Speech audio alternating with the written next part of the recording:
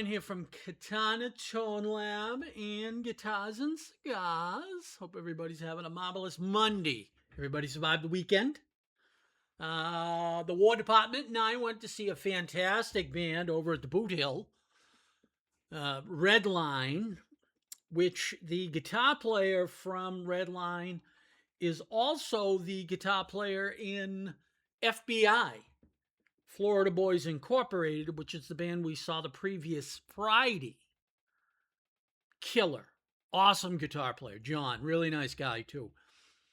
Redline, seen them half a dozen times. Always killer. Really great. Good mix. I mean, they even played some Golden Earring. Who plays Golden Earring anymore? That is so cool. So, it was a fabulous time. And like I said, if you ever get the chance to see Redline, do yourself a favor and run. Don't walk. So, as everybody knows, I am a huge Randy Rhoads fan. I got to see him live in '81. I started really getting into music when Blizzard of Oz came out, early '80s, and moving forward. I knew who Sabbath was. I knew about other things, but Blizzard of Oz is really the record that kind of set me on my trajectory to play guitar. And I've been playing for the better part of 50 years now. Then Diary of a Madman came out and poof, can't believe it was the same people. If you really break down Randy's stuff in Diary, it's almost like it's two different people. Absolutely amazing, the evolution that he went from, he took his Quiet Riot background, got with Ozzy, applied what he knew, and then he was working on technique, learning classical and everything. And you hear that influence in his music. So as such, I'm always looking to get my hands on a really cool Randy Rhoads, Blizzard of Oz, that type of genre, time frame guitar tone. So I was messing around earlier, and I've always got some sort of Randy tone working. And I kind of came up with this earlier today. One of the things I was reading about was pitch shifting and how using a pitch shifter can give you a really tight delay type of sound. And so what I came up with, I'm calling it right now, is the working Randy. And I also came up with a cool way to almost like make it sound like you're doubling your guitar, which is pretty cool too. So this patch is in the lead. I got the gain at 100, volumes at 90, bass is at 37. I got the mid cranked at 100 and trebs at 32. I've got the variation on red, and I've got my contour on orange. I believe that's what the color is technically. I am using the Tube Screamer right now, and I'm at 16%. My mod is off, which is a compressor. We can float in and out of that. And I've got my pitch shifter going, and I've got a little bit of delay, and I've got my presence is at 0. My resonance is at 82. I'm on the vintage cab as usual, and my global EQ is on orange. So this is what we're getting right now.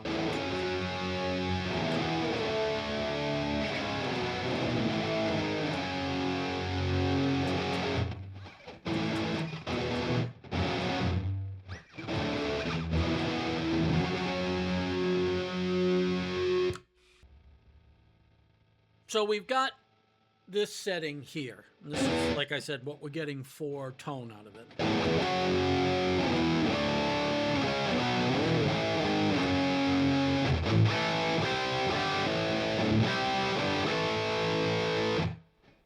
Cool tone. I don't think it's exact, but I've heard him live numerous times on bootlegs, and his tone would change a little bit. I think he uses chorus quite a bit. I don't have any of that kicked in right now. I just got kind of a dry, driven tone.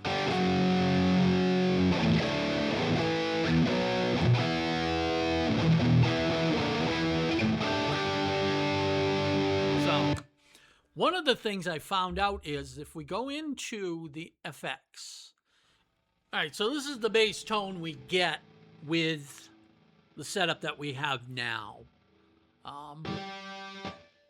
What we've got is the amps on lead, gains at 100, volumes at 90, bass is 37, mids, got them cranked at 100. I'm at 32 on the treb. My variation is on red, and my contour is on orange. Right now we are using the Tube Screamer, which I've got at 16%. I have no mod on. I've got my FX on, which is my pitch shifter, which is something I've been reading about lately. To fatten up your sound, you can use the pitch shifter, which I found is really cool. I've got a little bit of delay going. I've got my tape delay, and I have no reverb. Resonance is at 82. My presence is at 0, and I'm on the vintage cab, and I've got my global EQ at orange. So this is what we're getting.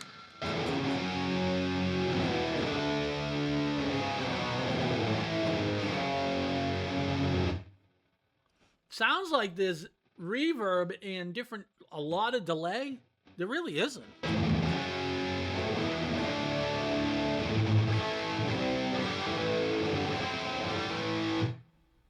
It's a very dry sound. So, fighting around with it, I figured out that if I go into my FX, which is what I've got my pitch shifter on, and I go to 2 voice, it almost like it's doubling the guitar.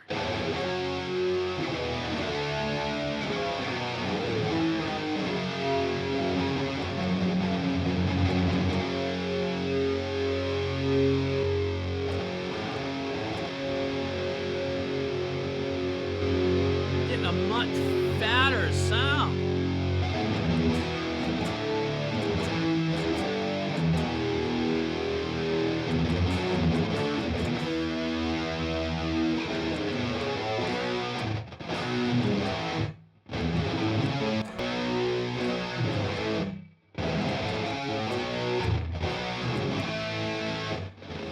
So if we go up and I'm going to increase the direct mix on both to 100.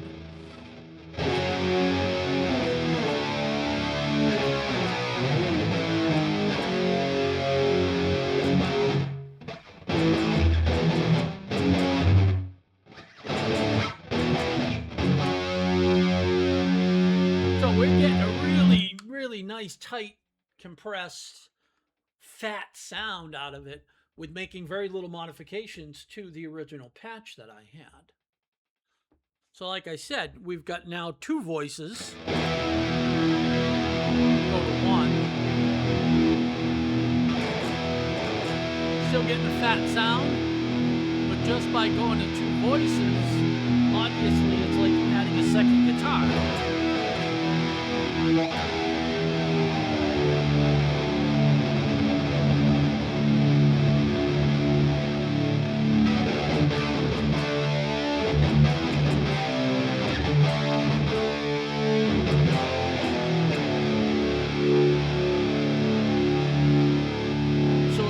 Coming up with a cool bass tone that you can use for lots of types of music, which is what we've got here.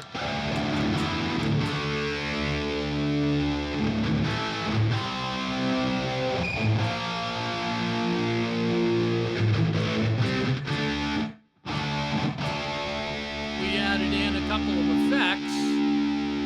Pull them out. I've got no effects going right now at all. I'm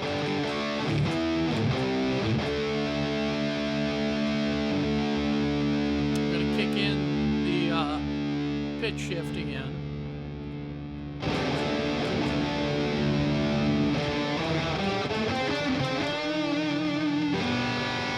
See, what it did is it diverted or reverted back to whatever the stock setting was.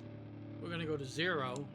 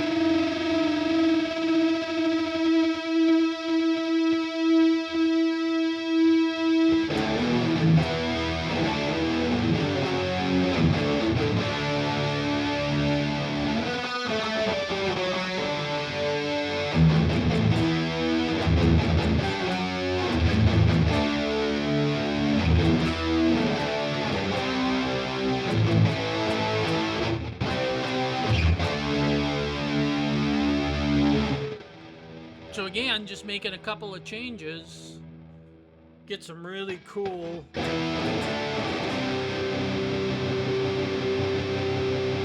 double.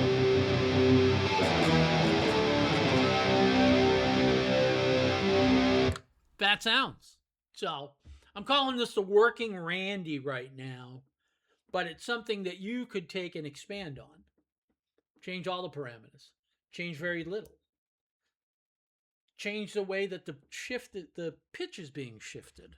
And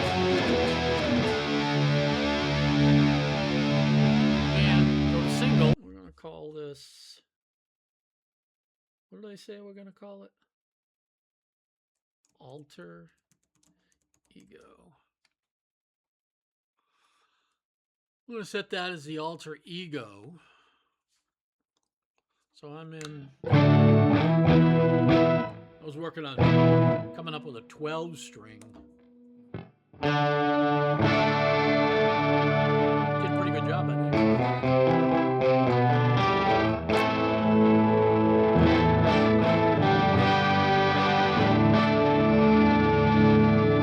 So anyways, so we've got our working Randy.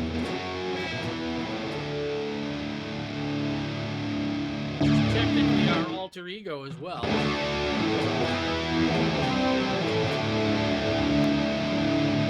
we're going to do the alter ego, but I'm going to go up to Boris Karloff. I'm going to go into effects. I'm going to switch that to the pitch shifter.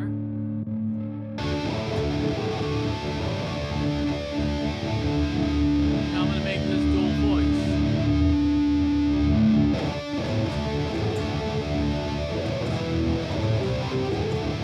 See how much fatter it got just by doing that?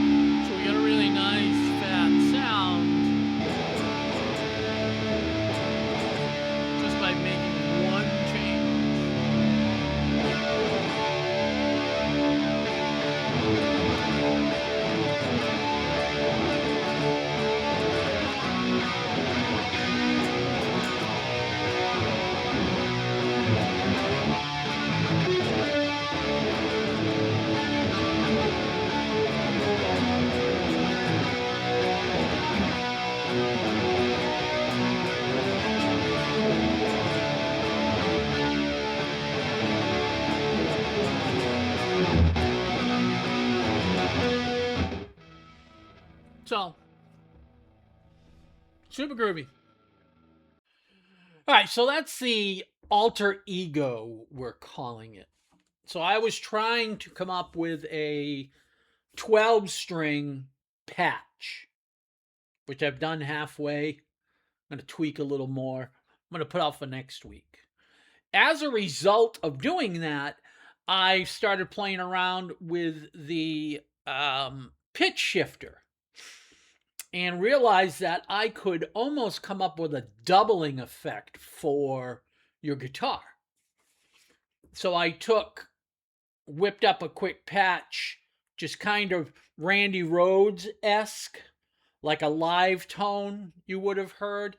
And then I added in the second voice of the pitch shifting, which allowed me to really fill in. And I was actually quite surprised at how full of a tone we were able to get with that.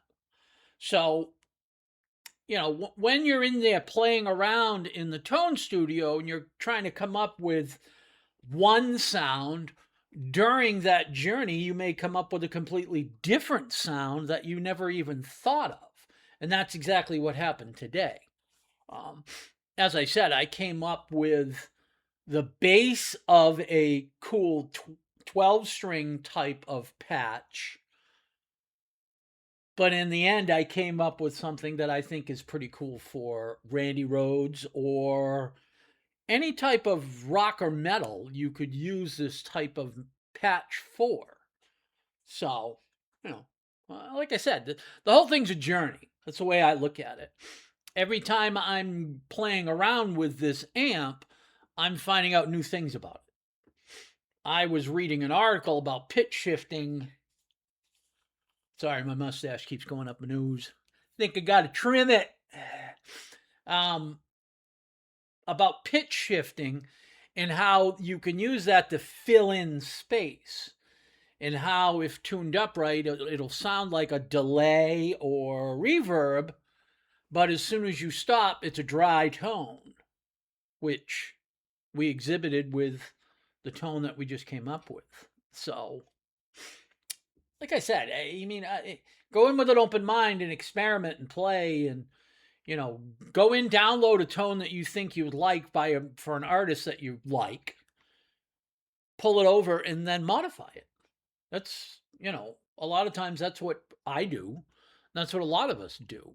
Occasionally we've shown that you can start from nothing, a very, very flat tone, and work your way into something that's pretty cool towards what you want. That's exactly what happened with that 12 string one I did. I did a very flat, clean, slightly clean boosted tone that I was going to expand from.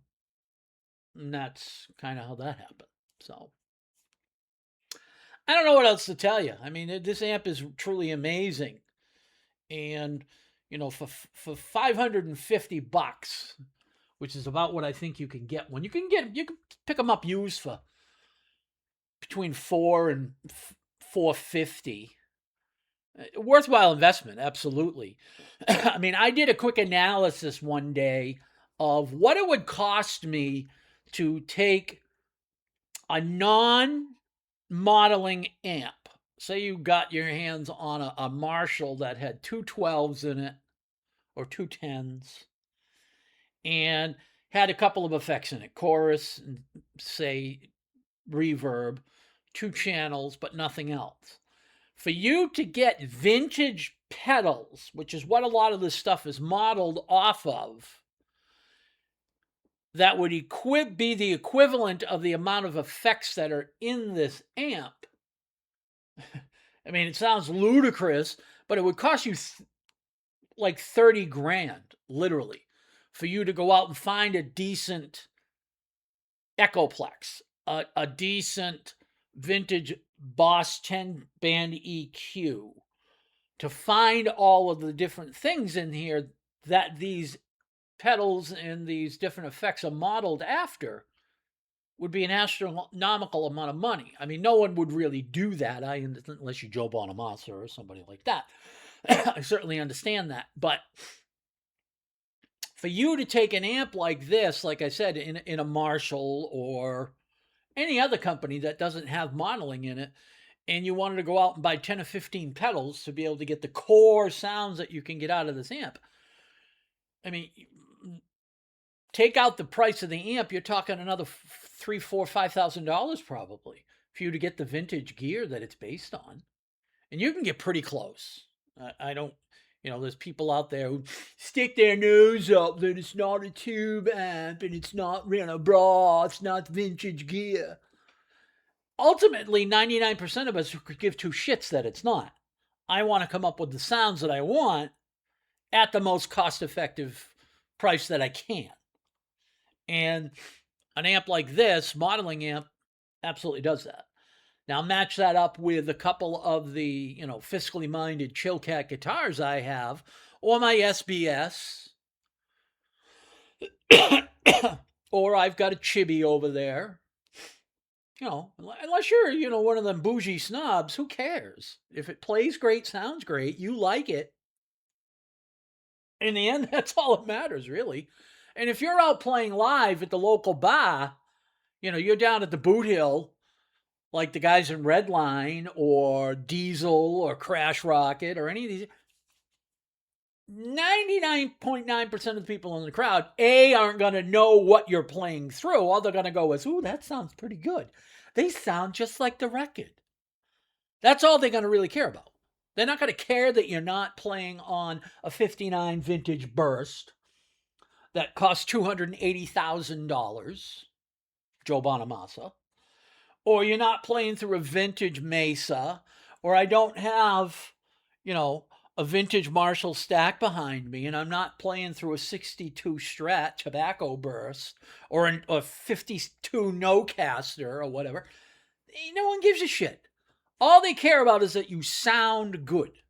How you achieve that sound really doesn't make a difference in the eyes of 99.9% of the people you're going to play for. There's going to be a few people like me who, when you pull out something vintage that's cool, I'm going to go, hey, that's pretty rad. But in the end, I don't really care either way. Again, I want to, you sound good, you play well. Ultimately, that's all that matters. So, all right, I've pontificated enough. I'm going to finish up this video, go down, have a smoke, decompress the day. It's just been one of them days. Last night, oh my God, I did one of my Infusion Chronicle videos that absolutely was a fustercluck. I don't know if it was because I was so tired or what was going on, but I was fixing all kinds of screw-ups with that thing. Came out okay. You guys get to really see what a retard I am when I'm throwing alcohol on myself, but is what it is. So, all right. Again, Brian here from Guitars and Cigars in the Katana Tone Lab. We really appreciate you checking out our stuff. We are on YouTube. We're on Facebook. We're on Instagram. We're on X. If you really like what's going on here and you're getting some information out of it, you're entertained at the minimum, whatever your favorite flavor of social media is, find us, like, and comment. If you really like what we're doing here, you're actually getting some information that you can use. Fantastic. Find us on YouTube, Katana Tone Lab and Guitars and Cigars, and please subscribe to one or both, as that will help us grow and continue to offer content to you that hopefully will help you in the end.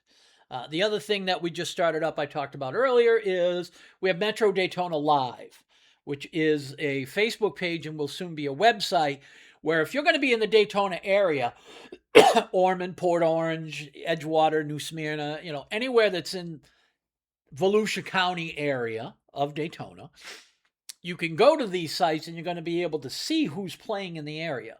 You're also going to be able to kind of scroll down or go to the website and actually check out the bands that play in the area to see if it's something you like. You hear me talking about Crash Rocket, and you hear me talking about Redline and this new band FBI and, all the other ones. All right, well, the proof is going to be in the pudding. You're going to be able to actually go on, click, watch a video and go, you know what, they sound pretty good. I'm going to go check them out. They're playing at the Boot Hill tonight, or they're playing at the Turn, or they're playing at the Porthole, or wherever it's going to be. We're going to try to keep that up to date. I'm going to try to get with the bands and the venues where people play and see if I can get schedules so I can have it all in one place. One of the things that I find absolutely annoying down here is I want to figure out who's playing where. I have to go to 12 different sites to figure that out. What a giant pain in the ass that is. So I'm doing this on my own volition. I'm just, this is something I'm doing. I'm not being paid. I'm not a paid spokesman for any of these bands. There's no kickbacks going on. I'm not getting free swag and all this other. I'm just doing it because I enjoy live music, and I think it should be easier for you to figure out who's playing where and figure out how they sound. So, all right, enough. Smoke long, play loud, live well.